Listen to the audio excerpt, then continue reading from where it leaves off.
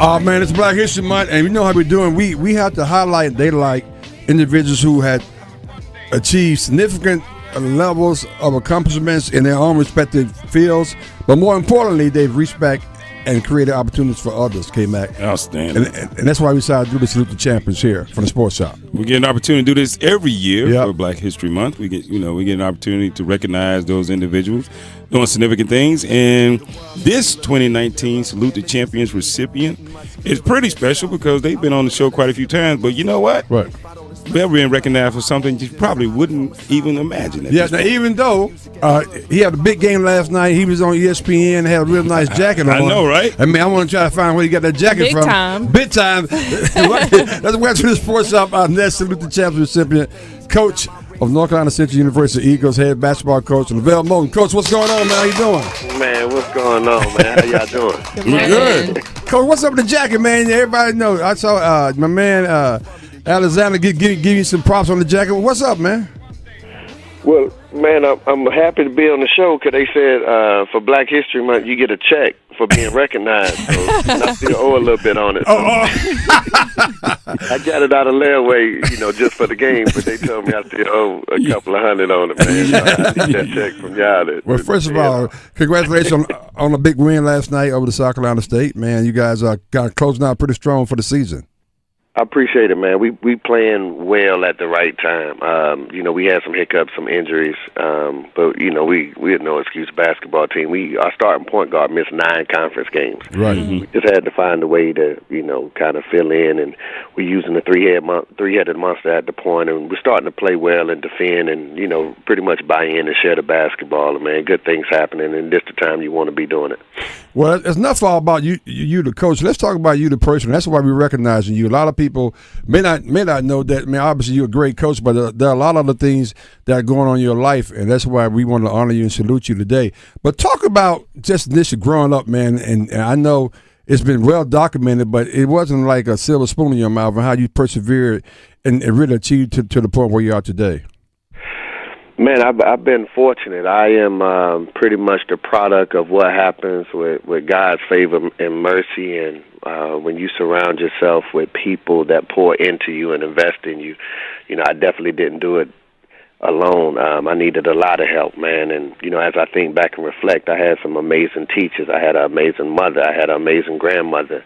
I had amazing OGs just in my neighborhood that wouldn't allow me to indulge in any kind of negative behavior or illegal activities at that time, because that's when the crack epidemic had hit. So I was very well protected, by my community, man. And I was always hurting inside because I was telling my wife this.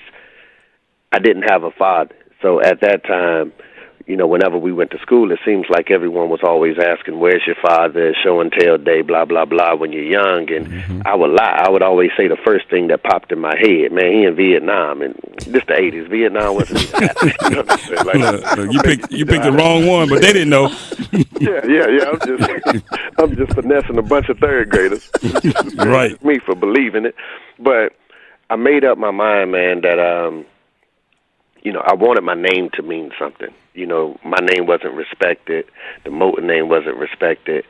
He had left me, and come to find out his daddy had left him. So it was a consistent pattern of behavior in that family, and I wanted to end that drought and, just have a last name. So I didn't have a bunch of goals. I didn't have a bunch of objectives. I didn't have, specific things that made me want to be successful. The 2 things that made me want to be successful is that I wanted a name for my family to be recognized and respected, and I wanted to make my mom proud by any means necessary, and I wasn't going to let anything happen or come between that, man. So that's how simple it was for me. Wow. Outstanding. We're talking with head coach for North Carolina Central University, LeVelle Moton, who's one of our 2019 Salutes to Champions recipients. And as one of the recipients, we love to kind of highlight the story and the things that made you who you are. You just gave us a little insight into that. Coach, now as things have evolved and, you're in a different, you're a little older now. You're not as old as the rest of us, but you're a little older now. Is there one thing that, when you first started out on this journey to be a leader, a mentor, a coach, and, a community leader and have an impact in our community, is there something that you probably say, I know exactly what this is about, I know exactly how this is going to work, And once you really started to dig into it, you realize, wow, this is completely different than what I thought. Yeah, man. You know what's really tough about being involved in the community is understanding that you can't save everyone, and that's the most painful thing is trying to help someone. I've been a teacher. I've been a guy that really tried to help people that look like me, that come from the same environment as me, et cetera, et cetera. And you always heard the old adage that Jesus couldn't save everybody, so why do you think you can? But that don't mean be lame in your attempts, and that's what I've really tried to do in terms of Southeast Raleigh, because there's so many kids over there that experience the story I just told you. They just don't have a voice. There's so many kids that experience everything I went through. They just don't have a platform. And I wanted to be that platform, man, and I wanted to, provide them with as many resources. Also, the Single Mothers event where we honor 150 single moms. We give away over $40,000 worth of prizes. And I told my staff the other day, I leave that event feeling guilty because I didn't give enough. But we've given away $40,000 worth of things. But you read these essays from these women, and they've been battered and they've been abused, but you'll never know it, and you're unable to serve and assist them in the manner in which you really know they need serving and assistance. So each year you just go back and regroup and try to improve and enhance and provide further resources for them, and you realize, man, it's only one day. You can't save a person's life in a day, but you can help them and kind of put a smile on their face and shift them in the right direction, and so that's been the primary goal for me. Wow. Well, when we hear LeVelle Moton in the name, we immediately, everyone in Raleigh and North Carolina, we think basketball. Right. That's just the thing that's most associated with you. How have you used basketball just in your career to influence your community? You know what? It's. I'm thankful that God gave me a vision beyond my present set of circumstances. I can't take credit for that. My grandmother was, rest in peace. Like, she was a loving soul. She passed when I was 10, but the valuable lessons that she instilled in me, I carry with me to this day. For instance, when I was 10 years old, I became the Pepsi Hot Shot champion. And I won it in Raleigh, then I won it in Charlotte, I won it in Atlanta. And I didn't want to go to Atlanta because I don't know if y'all remember, but at the time it was the Atlanta child murders happening. Yeah. I ain't going down here to shoot no basketball in the name time. They're snatching kids up. I don't want to go.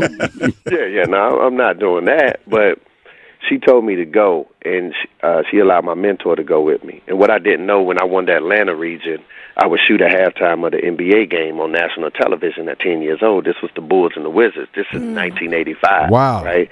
So my dreams came true, but it was the first time my talents had taken me outside of the projects, and I ended up being the Pepsi Hot Shot champion of the world. And when I came back, I told my grandma, I'm going to buy you a big house, a big car, all of those things a 10-year-old is going to promise. And she looked me directly in my face and she said, let me tell you something. Always remember this. When you leave this earth, if people remember you as a basketball player, you've done a poor job of living. So Wow. I just wanted to use basketball as a metaphor to teach kids, to help people. Like, it's so much bigger than basketball. And you hear that adage, but people pulling their hair out over every victory. And don't get me wrong, when I get on the floor, I compete just as hard as anyone, but I've had enough life experiences to put basketball in its proper context, and I'm just thankful God has given me the ability to coach basketball and use basketball to help other people and be a vessel.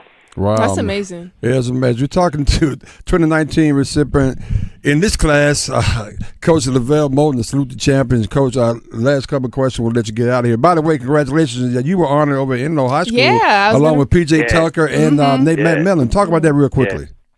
Man, it was phenomenal, man. You know what? Like, it was crazy that it all happened at the same time. Nate was like a big brother, a mentor to me. And we all come from this ambiotic background where his former coaches, little league coaches, mentors, became my little league coaches and mentors. And he's 10 years older than me. I'm 10 years older than PJ. My first basketball camp was the Nate McMillan camp. PJ's first basketball camp was the LeVelle Moton camp. Oh, wow. And now PJ is sending it back down to Poobie Chapman. Like, it's the same, man. So all of that to happen together, it was a blessing, man. It was really emotional time, and like when you have those moments, it's about the people that helped you get there. In my particular case, I had some amazing teachers, but the best thing about the night for me personally, and my team was there because we had to leave and go to Norfolk immediately after because we had a game the following day. Mm-hmm. It's like, Coach, I thought your number was, I didn't know your number was 22. And so when I got my jersey retired, I told them when I was 13 years old, my best friend, he was a year older, and he was better than all of us. Like, he was getting heavily recruited. He had hit a growth spurt way before all of us. I don't know if y'all remember the Hank Gathers situation. Yeah. But the 2 weeks after we watched the Hank Gathers situation, we're on the floor. We're playing against Kevin Garnett in South Carolina. I'll never forget it. AAU, we're 13 years old. I get a steal. I throw him the ball. He go down and dunk it. He come back and shake my hand. We foul someone. And while we're waiting on the free throw, he falls head first into the lane. And he was like a goofy dude. I was like, man, are you serious right now? Like, you playing like that out here? And he started having convulsions. And I called my AAU coach, and he gave him mouth-to-mouth. And I literally saw my best friend lose his life on the floor. Wow. And the best thing about the moment was we was playing next door to a hospital. They came over, they cut his shirt open, they put the grease on his chest, and they was yelling clear, and they were shocking him. And they did it like 2 times, and they had nothing. The third time they did it, they said, we got a pulse. I was responsible for calling his mom and telling his mom that her son is her son is dead, right? So to make a long story short, they revived him. They placed a pacemaker in his heart, found out he had some bad heart issues. The ramifications was that he was unable to play again. So from that day forth, I said, I wore number 10 because I wanted to be like Nate. But I changed my number to 22 because that was his number. And I said, I'm going to honor you and your legacy from this day forth. And he was in attendance that night. So I allowed him to get the standing ovation that he never received. So that was the most beautiful thing about it for me.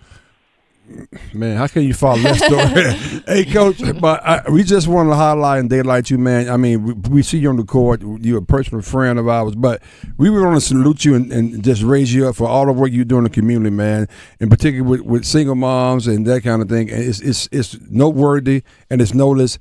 And welcome to the class of 2019. Thank you so much for all the work you do. Man, thank you guys, man. I'll give you the correct spelling for my name for the check. So I can pay this jacket off. But don't worry. I appreciate everything y'all do, man. It's just honoring people, man. You guys are amazing. Y'all know I love you, man. Yeah. We'll spell your name correctly, but the routing number can't change. All right, Coach. Be blessed, Coach. Take care, man. We'll see you. All right, I appreciate you.